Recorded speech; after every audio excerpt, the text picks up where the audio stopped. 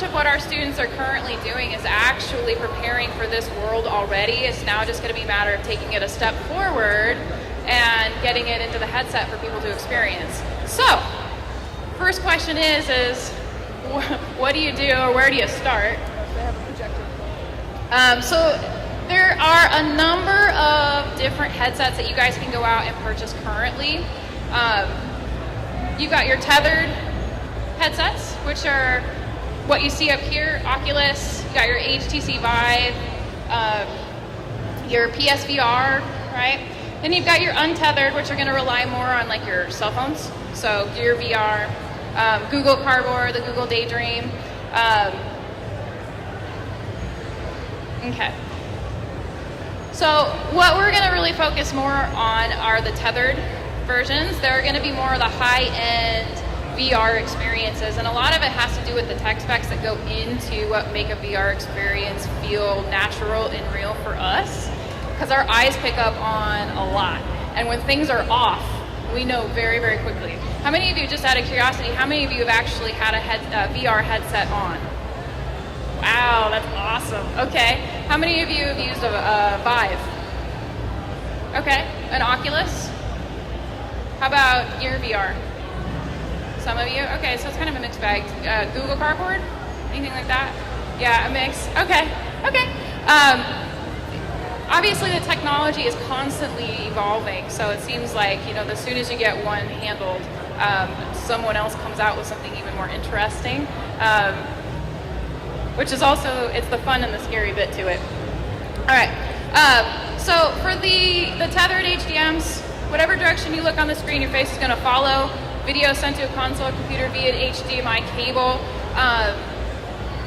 I have found you can do, particularly with the Oculus, you can do an HDMI or a DisplayPort HDMI adapter, but it's very temperamental. And what I've discovered through Oculus is that some of them will work and some of them won't, and they won't tell you which brands work. They'll just tell you that some of them will and some of them won't, so that's kind of a frustrating thing. But if you're setting yourself up with the appropriate hardware to begin with, it shouldn't really be an issue.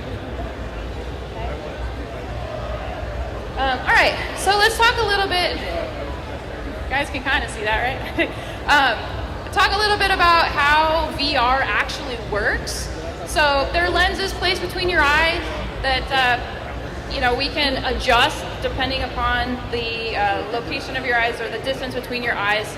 And it's going to vary from person to person. If any of you went over to the AIPD booth and tried out the Rift while we had it rolling, you could tell a difference when you shifted the lenses around. They're going to focus for each eye and create a stereoscopic 3D image by allowing our 2D images to simulate how each eye would actually view the world around us. Okay.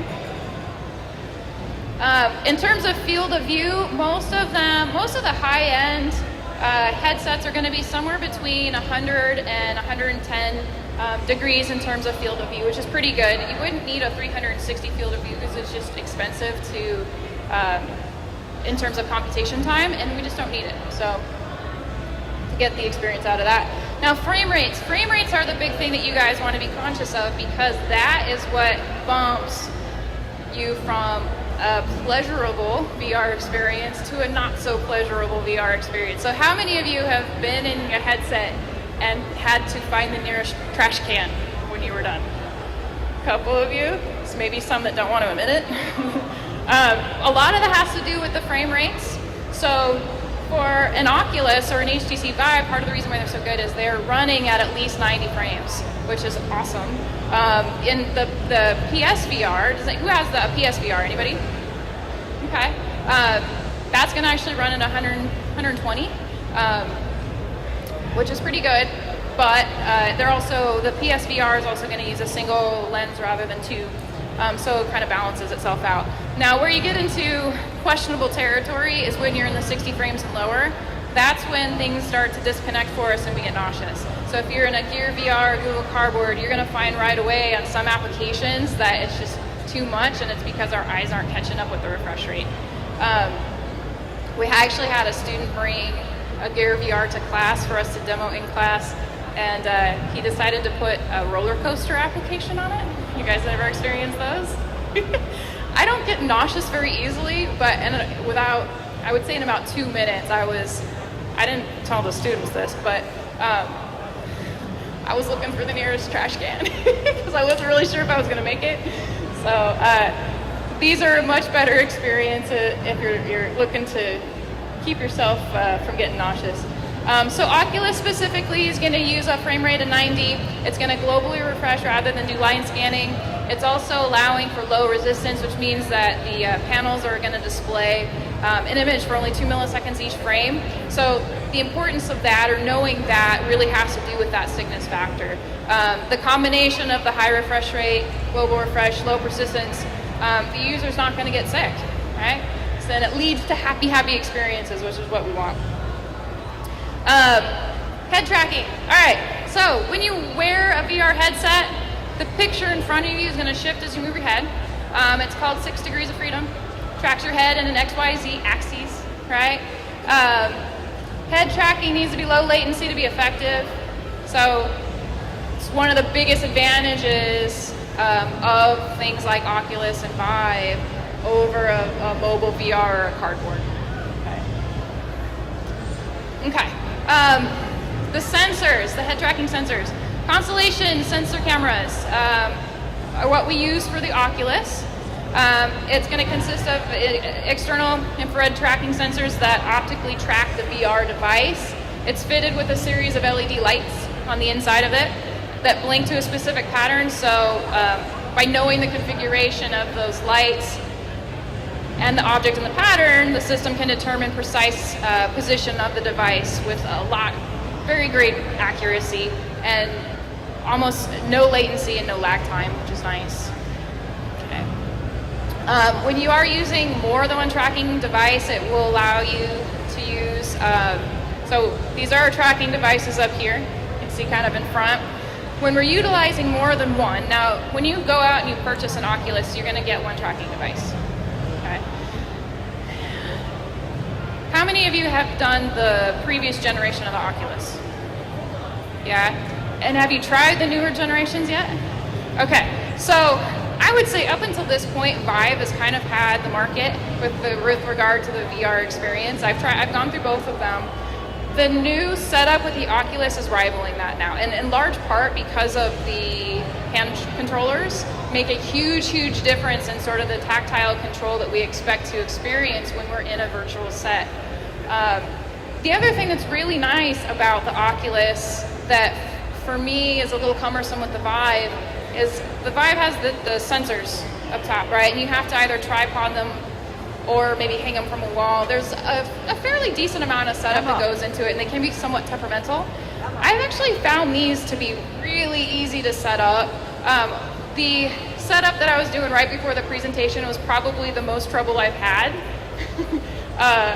since I've gotten this together. So, and even that wasn't really too bad, and it really had to do more with setting it up for the projector than the hardware itself. So that's a good thing. But when you start to move to multiple trackers, that's going to allow you to use these touch controllers. And when you're in the actual headset, what you're seeing are your hands in physical space, or your hands in VR space. And it's designed in a way to fit naturally with how our hands want to grip and point and shoot and move around in a environment. So it adds that next level of interactivity that I think it had been lacking in the previous generation. So if you're in the market to get a VR headset and you're looking at Oculus, I highly recommend you get the controllers with it.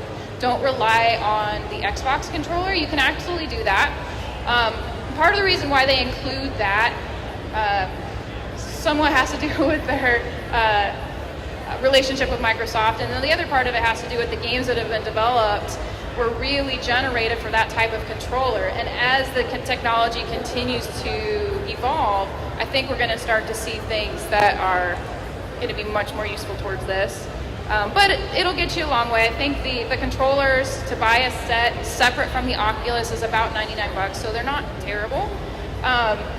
2 sensors will get you a pretty good long way. My recommendation would be to maybe grab a third one if you can. You can get them for $79 a piece. And the reason for that is we would love to set one up on the back side of the system. because as you're moving around with your controllers, if you turn your body, and I've discovered this a few times, I couldn't figure out, like, I lost where I was in space, and my hands would start jumping around behind me. It was very discomforting. And part of that has to do with your hands or your body occluding the controllers from the sensors. So if you have a third one set in the back, you're good to go. Now the only challenge I see with that is you can see how these sensors are actually connected to the system. It is a tethered system. So you're gonna have to find a clever way of getting that sensor back there with the cord going back there so that it doesn't obscure or become a possible tripping hazard for the user. But all things that I think eventually, like I said, as the technology evolves, I think it might not be a problem. The bonus side to the HTC Vive, however, with those tracking sensors, even though they take a little bit more to set up, they provide you a significantly greater play area. I think it's like 250 square feet of play area versus, it's on here, I'll have to go look at it. Maybe I have it on this slide. Oh, 225 square feet. And I think the Oculus is like right around 24. I think I'd have to double check that. So it's significantly less, but I've also found that for most people, not a whole lot of people have 224 square feet of play area to dedicate to this. So it may not be an issue for you. Okay. So as I mentioned, touch controllers come separately. Xbox controller will come with it, and you also get a default remote, but honestly, I haven't messed with that yet because I've got cooler toys to play with, so, but you do have that as an option. All right, so where is the technology heading? Eye tracking. Currently, Oculus does not support eye tracking, right? It's not available for Rift, Vive, or PSVR. Vive, however, does have an eye tracking headset, VR headset that's come out. I haven't tested it yet. Has anybody in the audience had an opportunity to test that or play with that? Nobody? Okay. I'd be curious if anybody has an opportunity. I'd love to hear reviews. The only review that I've really heard about it is it's a little uncomfortable. But eye tracking, it's an infrared sensor monitoring your eyes inside the headset, so the headset knows exactly where your eyes are looking in VR. So why the heck would you want that? First, it allows in-game characters to more precisely react to where you're looking. It's going to give you a much greater real-world experience, right? And that's why we're in the headset to begin with. It makes depth of field more realistic, so it's going to be truer to how our eyes adjust in reality. All of those little details make a big difference in terms of how we experience the virtual world. The more closely we can mimic our everyday, the more we're going to be immersed into that technology, right? So I suspect that that's going to be the next generation or the next thing that we'll see with some of the VR headsets that we're seeing at our local Best Buys and things, that will be eye tracking, right? But Vive, I think it just came out, I want to say in December. I have to double check that. But if anybody gets their hands on one, let me know. Okay. All right, so let's just do some evaluation on a couple of the headsets in terms of what you might consider grabbing and why. So I haven't tried the PSVR yet, but I've heard really good reviews about it. In part because if you are a first-time user and you don't have a dedicated PC setup for this will get you off and running without having to put the expense into a piece of hardware outside of the headset itself. So if you have a PlayStation, you don't have to download graphics drivers. You're not going to run into installer compatibility problems in the same way you might run into it with the Vive or the Rift. It's really just a plug and play kind of experience. You do have cables that you have to contend with in terms of HDI splitting, going out to the monitor, going out to the headset, and then you've got the additional component of the PSVR camera that you need to have. Okay, the field of view is slightly less than a Rift or a Vive, but not by a whole lot. I don't know that you would notice it a great deal. But if you have a PlayStation camera, the controller, so the DualShock,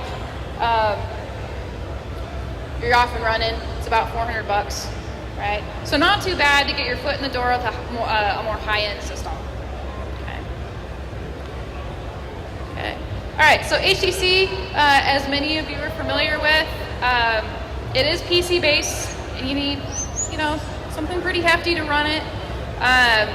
You can use display ports instead of the HDMI to hook up with, which can be kind of nice. I have run into some issues with this and moving from different systems where I didn't have an HDMI hookup and I had to do the display port. I have yet to get this to really function off an adapter. Has anybody out there been able to use display ports with your Rift? No? Yeah, okay. All right, so Steam to download required for relevant drivers and games. I have found the Vive to be somewhat temperamental, like I said, during setup. Room scale, though, that's a big reason to get it. Just your amount of play space is going to be pretty nice. In terms of the specs, you're looking pretty comparable to the Rift. Okay, it's going to run you about 800 bucks. So the Rift itself, also PC based. The Oculus Installer for this was pretty seamless for me. I mean, outside of making sure I had the appropriate technology to run on, and I think that's the biggest challenge, is making sure that you're running it off a system. If you go onto the Oculus website, you can get a compatibility checker. It's a little app, goes right on your desktop, you run it through, and it'll check to see if your current system will function with a Rift. So my recommendation is before you go out and you spend the money on the headset, check your system first, just to make sure, and in large part because the technology is evolving, so are the specs for it. So I ran into that issue a little bit earlier this week. So just double check it with the compatibility checker and you should be off and running. The other nice thing that I found with Oculus is, as opposed to the Rift, is just the amount of support that you have for it. Dedicated site, lots of forums, lots of questions asked and answered. And then it runs very smoothly through something like Unity or Unreal if you're looking to develop for it. It's going to run about 500 bucks, so a little bit less than the HTC. I would say prior to this generation, the HTC was probably the one to get. Now I'd say they rival each other. So, maybe consider that in terms of cost points if you're looking for something that's a little more economically friendly. But you're going to get high quality on both, so it's pretty nice. Okay. And as I mentioned, the $499 is for the headset itself. The controllers are $99. And then it'll come with the 2 sensors. If you want a third, then it's an extra like 79 bucks. Okay. All right. So just some min specs, and these are minimum, and they really do mean a minimum. If you have below this, you're going to have problems probably running things. Check that you've got your HDMI hookups. It runs off a USB 3, so that's something that you're going to want to look at. Graphics card's going to be a big one, CPU, and a lot of this is on the Oculus site too. So if you ever have questions, you can jump on there, and they're going to keep this pretty updated. All right, so recommended specs. Can you go beyond this? Yes, and I recommend it so that you can prepare yourself for future iterations of this technology. If you're looking to develop for it or really use it for a long time, this compatibility checker, that's where you'd find it. And both of these, the demos that I have, I'm going to hand out some thumb drives. It's going to have this information on it if you're looking to go out and set yourself up with a VR system and you want to keep some of this information. I'm going to go ahead and provide that on thumb drives for you. Okay. So developing for VR is really actually pretty seamless now, which is nice. So you're going to find Oculus working pretty seamlessly with Epic, Unreal Engine, Unity, as well as several other game engines. I think CryEngine is one. Just to get a jump start, if you have experience building in a 3D application, so does anybody out here have experience building in something like Maya or 3ds Max? Some of you? Good, okay. All right. So tomorrow I'm going to do a quick demo on how to get started with a 3D application if you've never experienced it. And as a student educator, you can actually download Autodesk products, so Maya and Max, you can download that for free and utilize it. and get yourself up to speed in terms of asset creation for games and for a VR setup. So you build your asset in 3D program like Maya or Max, import it into Unity, or like program, so it could be Unreal. And in your Oculus, really the only thing you have to do is if you go into the Oculus settings, you have to indicate that you will allow it to recognize unknown sources.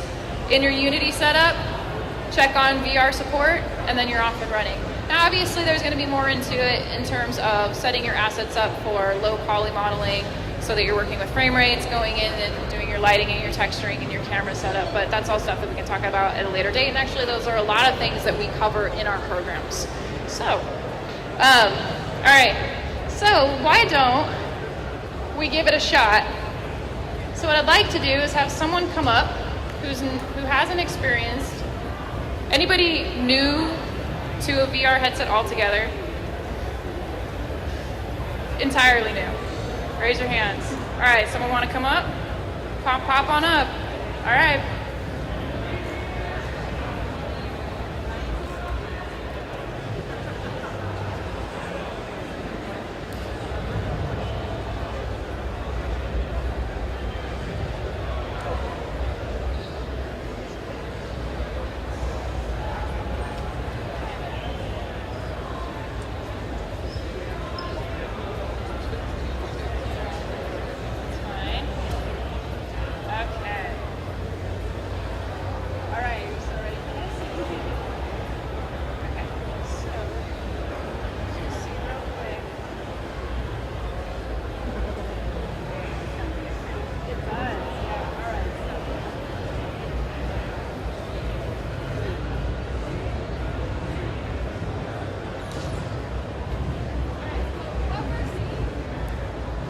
We're going to see her experience this for the first time, which should be a lot of fun. So what she's in is the start scene once you enter into Oculus. So, all right, so stay stationary. I'm going to hand you your right hand first. Okay, you feel that? So you've got, actually let me take it from you real quick. Okay. All right, you're going to hold it. See it in front of you? All right, so you got a trigger here and a trigger here. You see that? And when you grip, you are kind of gripping on the remote itself, and it's going to start to feel a little bit natural. All right, I'm going to hand you your other hand. So see it out in front of you there? Okay. And you're going to grip it in much the same way. So hold on real quick. So I'm going to bring your hand around. There you go. Okay. So same feel as the other one. Your thumb's going to go on the trigger, and then you've got, all right. So what you're going to do is you're going to follow through the tutorial, and it takes a little bit of getting used to, but right in front of you, you see where yeah, so if you point your finger and push down on the tape deck, there you go. Push it all the way down. Good. All right.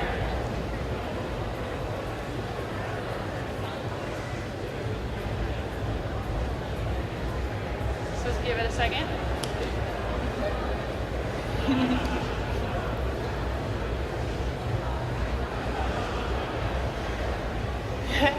Is he waving at you yet?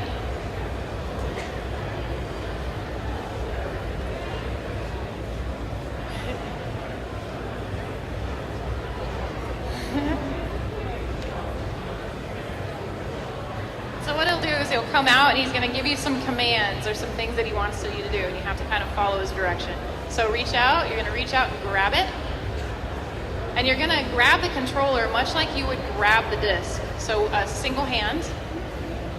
It takes a little bit of getting used to. You're going to have to be right over the disc, and you're going to hold both triggers down.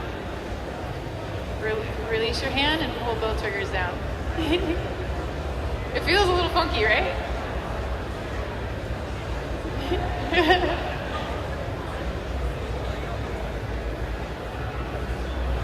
So if you release, I'm coming up right to your side, so I'm not trying to startle you. All right, release your controller for a sec. So I want you to hold this to where you've got your pointer finger coming through. Right there. Okay. right, what you're gonna do is you're gonna grip both triggers. You're not gonna hold any buttons there, just like that, but you're gonna release first.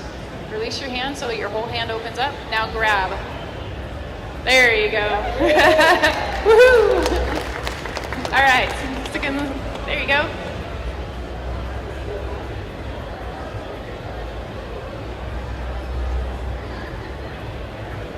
All right, we have light.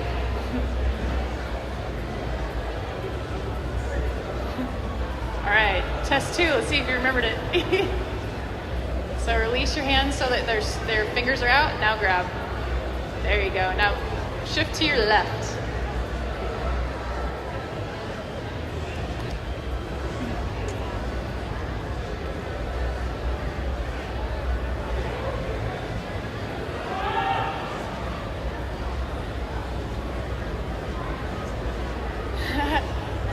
So if you reach your hand out and set it out there with your finger pointed, one of those butterflies will come and rest right on your pointed finger. Or you can just toss that across the room. You can toss it. There you go.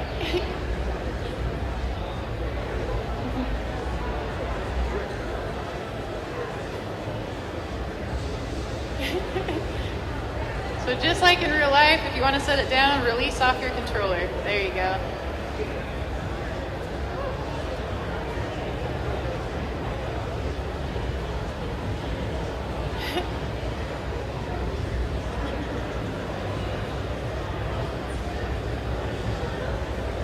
So release your hands. There you go. Yeah. Oh, he's giving you another one. All right.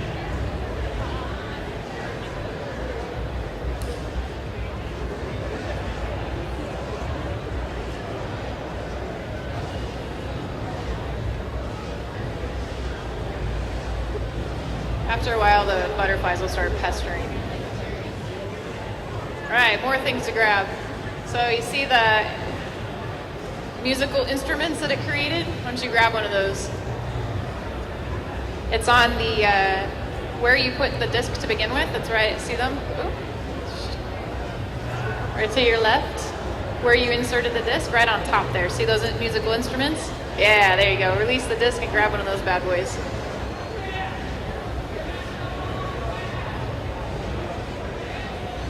There you go.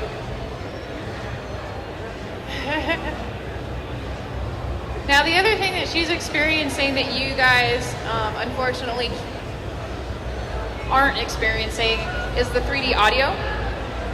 And that makes a huge, huge difference when you're going through this environment. Because things are buzzing around you and it's that extra sensory perception that helps us feel like our space is real. So she's hearing the instruments play. And she's hearing the robot speak to her and things clinking around. And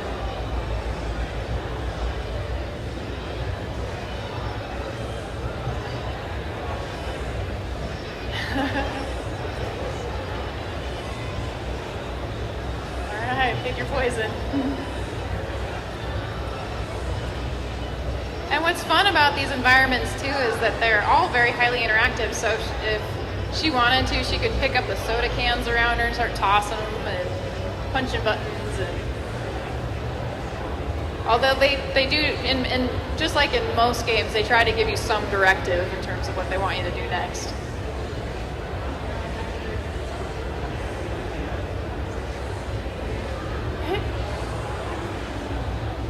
So if you release both fingers off the triggers and then grab, that'll make it easier. There you go. Now grab. Yeah.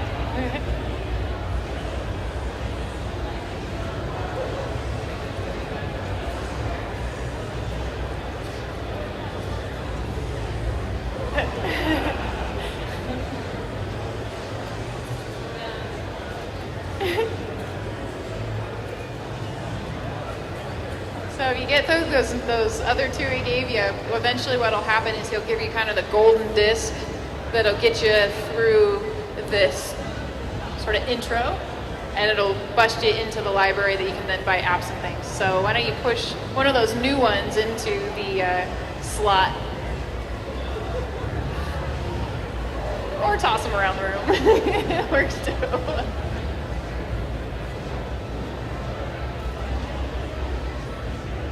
Cool. There we go.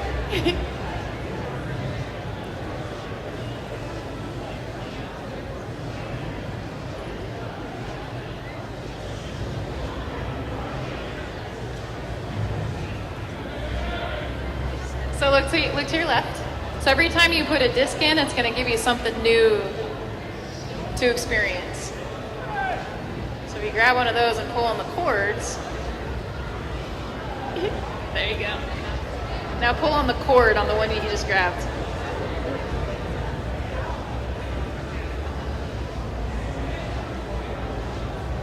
Yeah. There you go. There you go.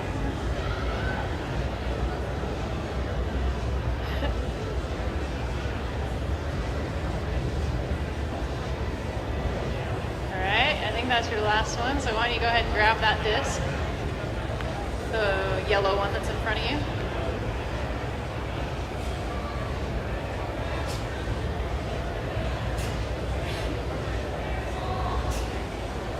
There you go. Oh.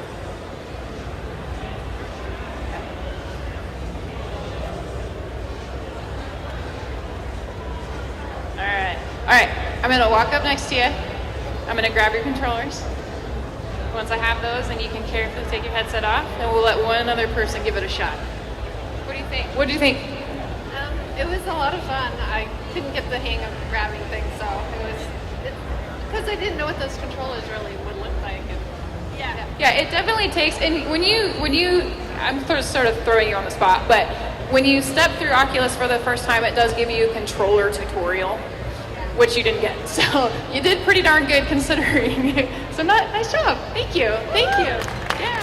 Yay. Oh, here you go. Sorry. Wanted to grab a thumb drive with you. All right. Someone else want to try it real quick? Yeah. Come on up. Yeah, we'll do it quickly. You'll finish off the last two. Yeah. There's like 2 discs. All right. So you're gonna speed through this, but it'll be fun. I'll promise I won't let you fall off the stage. All right, so go ahead and put your headset on. You might want to take your glasses off. You can do it with glasses, but I've found it to not be very comfortable. Okay, so here's your mission. You got 2 discs left. You're gonna put them in there, finish this off, okay? So I'm gonna hand you your right hand.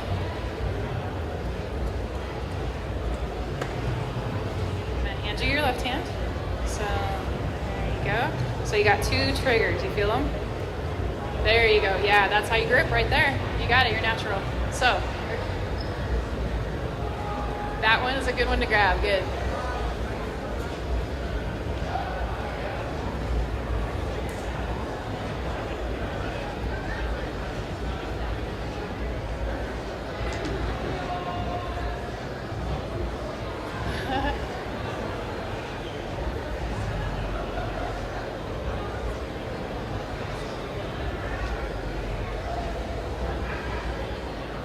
So that disc you put in was a 0 gravity disc, so it's going to make everything float, so he can grab it and toss things across the room if he wants.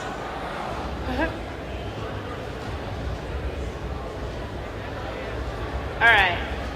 So last disc, that orange one in front of you. Go ahead and grab that.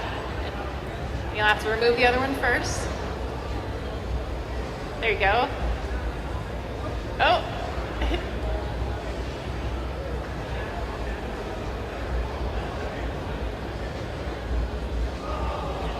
There you go. Oh, yeah.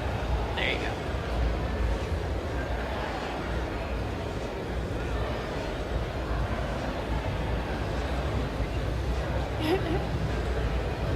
This is a fun one, I think. Target practice. All right, grab that. See what you can hit.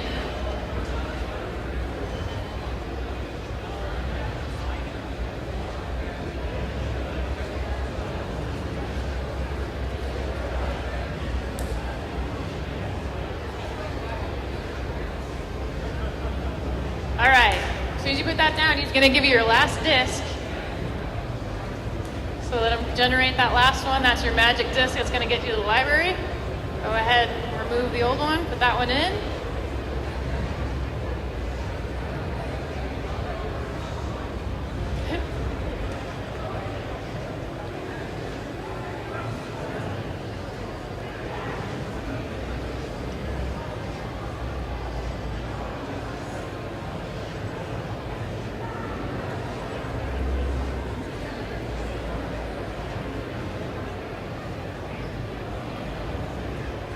Kind of triggery, isn't it?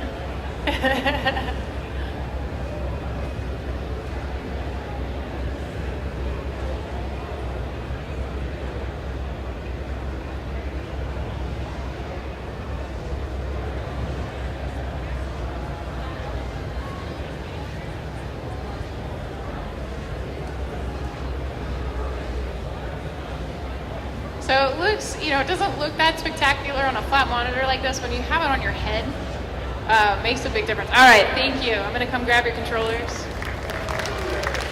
you can take that off. Awesome. How was it? More intense than I thought it was going to be. It was more intense than I thought it was going to be. Yeah, right? Yeah. All right. For you, and then I'll grab a shirt for you here in a second. Thank you so much. So yeah, come visit us. Art Institute's over there. We're going to have this VR headset up and running tomorrow as well. So if anybody wants to come by and experience it, that would be a great time to do it. We've got a few different games up here that you can go through, or you can go through what you just saw up here. This is what our students are going to start really developing for. They've started already. They still don't know it. And yeah, so if you have questions, feel free to let me know. Thank you. You guys have been great.